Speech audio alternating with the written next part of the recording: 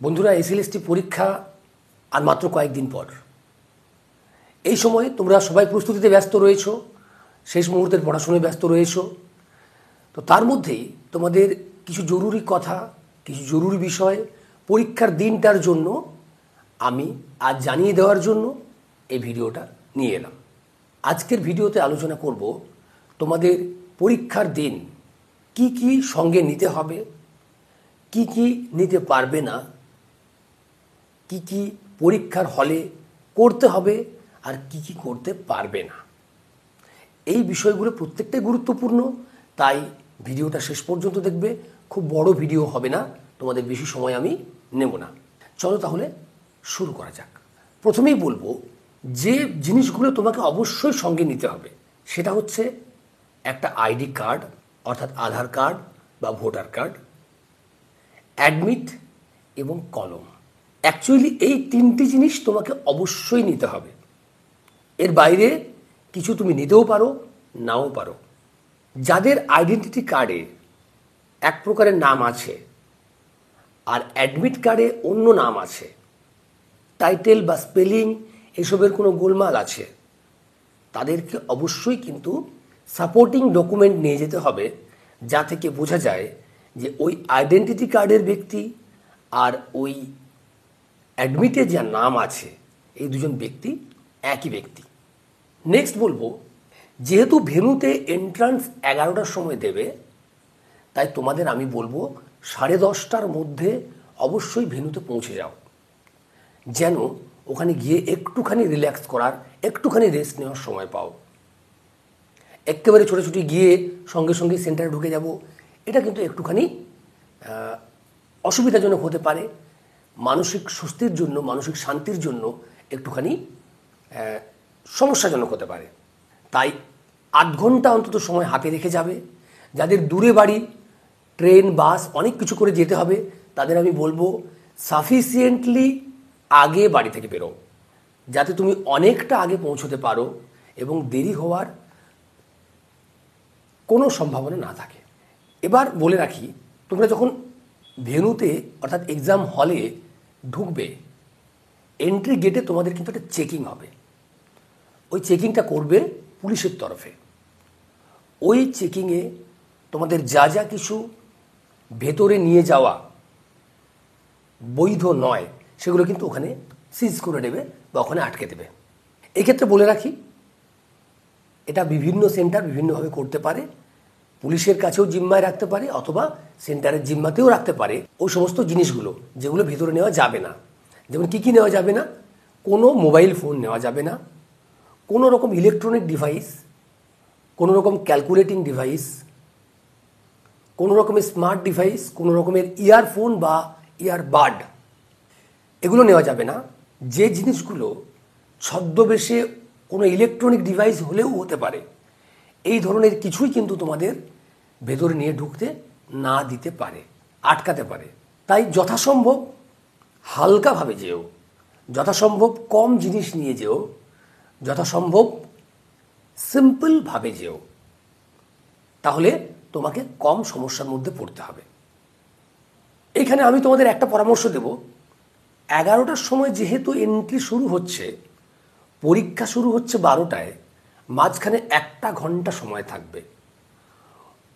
এতটা আগে ভেন্যুর মধ্যে বা সেন্টারের মধ্যে ঢুকতে যেও না, এটা কিন্তু প্রবলেম হতে পারে।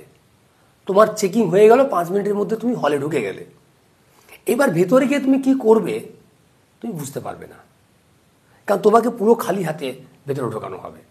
শুধু অ্যাডমিট, কলম এবং ট্রান্সপারেন্ট জলের বোতল ছাড়া কিছুই অ্যালাউ করা হবে না। তাহলে এবার তুমি গিয়ে সেখানে কি করবে?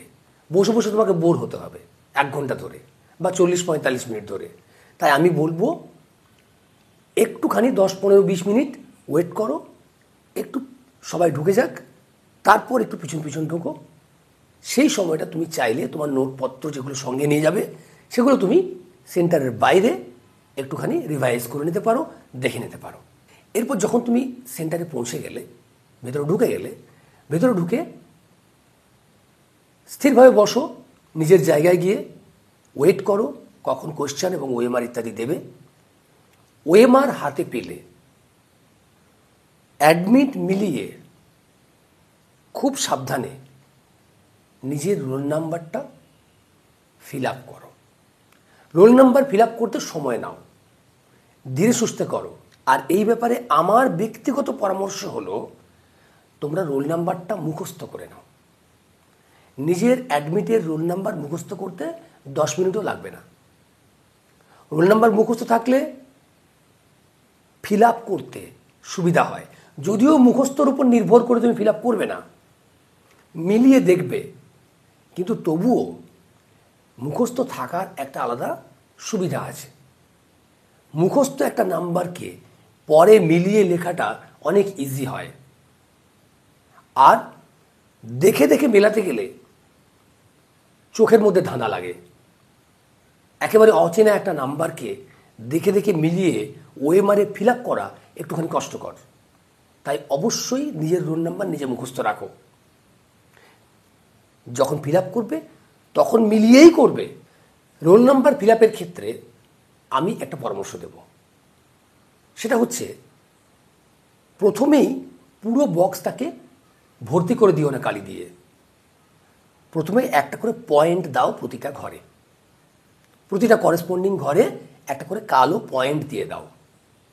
ছোট একটা পয়েন্ট কিন্তু ওএমআরে গ্রাহ্য হয় না, তাই যদি ভুলও হয়ে যায় তোমার সমস্যা নেই। ছোট পয়েন্টগুলো দেওয়ার পর তুমি আরেকবার রোল নাম্বারটা মেলাও যে তুমি ঠিকঠাক জায়গায় পয়েন্টগুলো দিয়েছো। এরপর আর তোমাকে মেলাতে হবে না। এরপর তুমি প্রত্যেকটা পয়েন্টকে পুরোপুরি ফিল করে দাও। মনে রাখবে, রোল নাম্বার ফিল করার ক্ষেত্রে যদি ভুল হয়ে যায় তাহলে কিন্তু পরীক্ষা বাতিল হয়ে যাবে। এখানে আর কিচ্ছু করার থাকবে না। একমাত্র এই জায়গাটি এমন জায়গা যে এখানে তোমার একটাই চান্স, একটা ভুল হলো মানেই তোমার পরীক্ষা বাতিল। কারণ এই খাতা, এই ওএমআর মেশিন দেখবে, মানুষ তো দেখবে না। মেশিনকে বোঝানো যাবে না। তোমার জন্য মেশিনকে আলাদা করে প্রোগ্রাম করা হবে না। মেশিন ওই খাতা রিজেক্ট করে দেবে।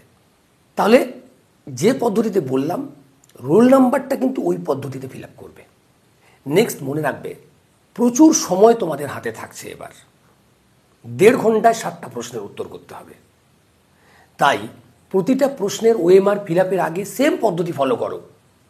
আগে ডট মার্ক দাও, ডট মার্ক দিয়ে দেখো মিলিয়ে সঠিক প্রশ্নের সঠিক জায়গায় তুমি মার্ক করেছো কিনা। ধরো 12 নম্বর কোশ্চেনের বি উত্তর হবে, তুমি 12 নম্বর বি এটা ঠিক ওএমআরে পয়েন্ট করেছো কিনা মিলিয়ে দেখে নাও। তারপর পুরো ঘরটাকে, পুরো বক্সটাকে ফিল করো। তাহলে কি হবে, তোমার ভুল হওয়ার যে চান্স ওটা মিনিমাইজ হয়ে যাবে। আরেকটা কথা বলবো, অনেকেই আগে উত্তরগুলো কোশ্চেনে মার্ক করে নেয়, পরে শেষে মনে করে কি ওএমআর ফিল আপ করবো। একদম করবে না, এটা একদম করবে না। এটা করার কিন্তু সমস্যা আছে। এটা আমার পরামর্শ, তোমার ভালো লাগলে করতে পারো, কিন্তু আমার পরামর্শ একদম করবে না। তার কারণ যখন তুমি পরপর পরপর কেবলই ওএমআর ফিল আপ করবে তখন কি হবে জানো তো, তখন ওই ওএমআর পূরণ করার যে ব্যাপারটা, ওই একঘেয়েমিটা তোমাকে হিপনোটাইজ করে দিতে পারে।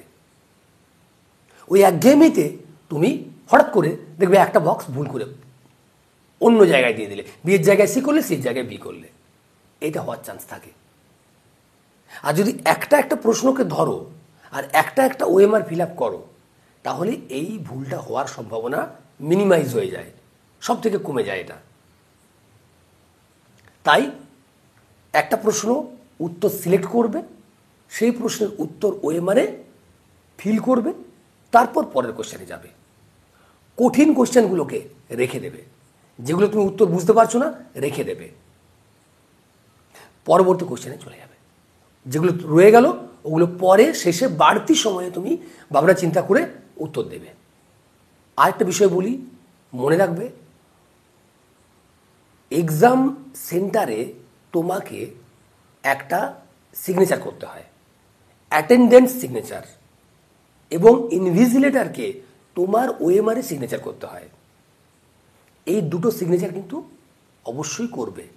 তুমি ওএমআরে নিজের সিগনেচার করবে, ইনভিজিলেটরের সিগনেচার করাবে, যদি উনি ভুলে যান তোমার দায়িত্ব ওটা করিয়ে নেওয়া। আর একটা লম্বা তালিকা আসবে, সেই তালিকায় অ্যাটেন্ডেন্স সিগনেচার তোমাকে করতে হবে। তাহলে তোমার সিগনেচার দুটো থাকছে, একটা হচ্ছে ওএমআরে আর একটা হচ্ছে অ্যাটেন্ডেন্স শিটে। অ্যাটেন্ডেন্স শিটটা কিন্তু আলাদাভাবে আসবে অফিস থেকে, ওটা আসবে, সই করিয়ে নিয়ে চলে যাবে, ওইটা কিন্তু ভুলবে না, ওটা অবশ্যই করবে। এবার কিন্তু মনে রাখবে ওএমআরের কার্বন কপি দেওয়া হবে।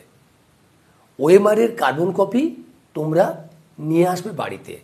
অ্যাডমিটের যে কভারটা থাকবে ওর মধ্যে ঢুকিয়ে নিয়ে আসবে যত্ন করে, এবং ওটাকে বাড়িতে এনেও কিন্তু যত্ন করে প্লাস্টিকের মধ্যে রাখবে। কারণ কাগজপত্রের মধ্যে রাখলে ওই ওএমআরের যে কার্বনের দাগ ওটা কিন্তু নষ্ট হয়ে যেতে পারে। ওটাকে ড্যাম্প প্রুফ বা আর্দ্রতা মুক্ত অভাবে রাখতে হবে। আরেকটা কথা হচ্ছে, তোমাদের কোশ্চেন পেপারটা কিন্তু তোমাদেরকে বাড়িতে আনতে দেবে, কোশ্চেন পেপারটা বাড়িতে নিয়ে আসবে। মনে রাখবে পরীক্ষা চলাকালীন সময়ে কোশ্চেন পেপারের অপশনের গায়ে টিক দেবে না, ওটা কিন্তু বেআইনি, ওটা করতে তুমি পারো না। করলে তোমাকে তোমার খাতা ক্যান্সেল করে দেবে এমনটা না, কিন্তু ওটা থেকে তোমার পাশের ক্যান্ডিডেট উত্তর দেখে নিতে পারে। কম্পিটিটিভ পরীক্ষা, এখানে কেউ কাউকে দেখাবে না, সবাই সবার প্রতিযোগী। তাহলে এই কথাগুলো মনে রাখবে। আরও বিভিন্ন আপডেট পাওয়ার জন্য আমাদের চ্যানেল এবং আমাদের টেলিগ্রাম চ্যানেলটা সাবস্ক্রাইব করবে। আজ এখানেই শেষ করলাম।